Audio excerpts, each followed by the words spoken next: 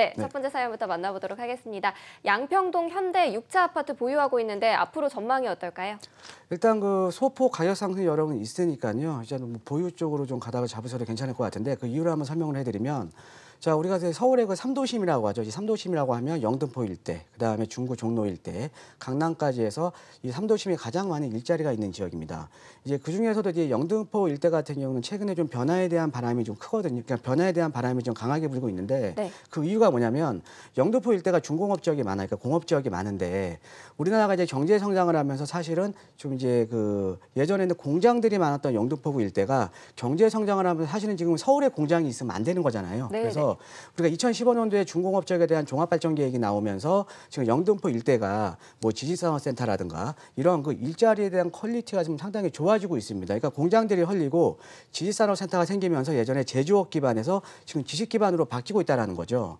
지금 우리 시청자께서 보유하고 있는 이 양평동 일대 같은 경우에도 지금 이제 지식산업센터가 많이 들어오고 있거든요. 자, 그러면 지식산업센터가 들어오고 있다는 의미는 일자리에 대한 퀄리티 앤드 일자리에 대한 수가 지금 늘어나는 지역이기 때문에 지금 이제 꾸준한 가격 상승이 있을 수가 있다는 거죠. 근데 큰 폭의 가격 상승은 좀 어려울 것 같습니다. 그 이유가 뭐냐면 주거용 부동산은 이게 주거용 부동산처럼 주거벨트가 연속적으로 형성이 돼야 되는데 지금 양평동 일대 같은 경우는 일자리와 그다음에 주거 지역이 좀 혼재가 돼 있거든요. 그래서 주거용 부동산으로서는 A급 입지는 아니죠. 그래서 소폭 가격 상승 여력이 있으니까 보유 쪽으로 가닥을 잡으셔도 괜찮을 것 같습니다. 네, 오늘 의견 이렇게 드리도록 하고요. 다음 사연인데요. 북평역 인근에 세인트뷰 오피스텔 월세를 받고 보유하고 있습니다. 주변 공급이 많아서 걱정인데 앞으로 전망이 어떨까요, 대표님?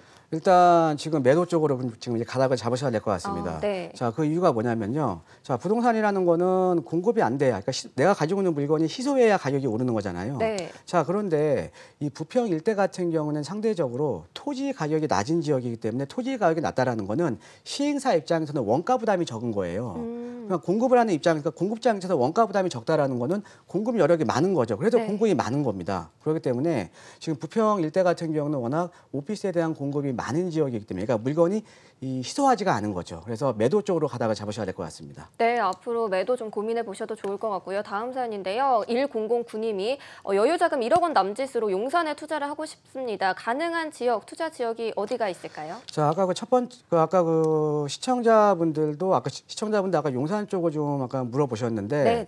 지금 이제 용산 같은 경우에 지금 1억 원 남짓으로 한 1억 초반대로 투자할 수 있는 지역이 사실 많지는 않습니다. 근데 그 중에서도 우리가 이제 개발을 하려면 이제 노후도 요건이 가장 중요하거든요. 우리가 네. 용산 지역에 소액으로 투자를 한다는 거는 향후에 좀 개발 가능성을 보고 투자를 하는 거잖아요. 근데 이 용산 지역에서 소액으로 투자할 수 있는 지역 중에 가장 노후도가 높은 지역이 그 남산 아래쪽에 있는 후암동이라는 지역이 있습니다. 그래서 네. 후암동 쪽으로 알아보시면 괜찮을 것 같습니다. 네, 후암동 쪽으로 발품 팔아보셔도 좋을 것 같고요. 다음 사연인데요. 마포구 성산 시형 아파트 거주 겸 투자로 매수를 하고 싶은데 언제쯤 매수하면 좋을까요? 일단 매수 타이밍은요. 10월 이후에 매수 타이밍을 다시 한번 잡아보시는 게 좋을 것 같습니다. 네. 지금 일단 10월 달에 지금 이제 분양가 상한제에 대한 도입이 지금 예정이 되어 있고요. 분양가 상한제가 도입이 되게 되면 제가 봤을 때는 분양가 상한제뿐만 아니라 또 재건축 연한 강화라는 이런 카드도 좀 들고 나올 가능성이 상당히 높거든요. 네. 그럼 재건축 연한이 강화되게 되면 지금 성산시형 같은 경우에는 이 재건축을 하기까지 좀 더 기다려야 된다는 거죠. 그럼 개발을 하기까지가 시간이 더 걸리니까 당연히 투자자 입장에서는 좀 실망 매물들이 좀 나올 수가 있다는 거죠. 그래서 가격 조정에 대한 가능성이 좀 있기 때문에 일단은 좀 이 10월 달 이후에 좀 매수 타이밍을 잡아보시는 것이 좋을 것 같습니다. 네, 시장 분위기 살펴보시고 10월 이후로 매수 타이밍 잡아보셔도 좋을 것 같고요. 다음 사연인데요. 기름 뉴타운 6단지 거주를 하고 있습니다. 2년째 보유하고 있는데 갈아탈까요? 더 보유할까요? 좀 더 보유하셔도 괜찮을 것 같습니다. 예, 그 이유를 한번 설명을 해드리면요. 네.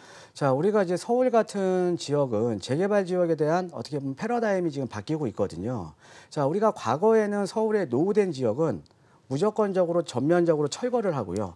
그다음에 신규 아파트를 이제 공급을 했거든요. 네. 자, 그런데 지금 이제 재개발에 대한 패러다임이 바뀐 게 이렇게 무조건적으로 재개발을 하고 신규 아파트를 공급을 하다 보니까 우리가 재개발 지역에는 어떤 주택들이 많이 있냐면 좀 노후된 주택들이 많이 있잖아요. 네.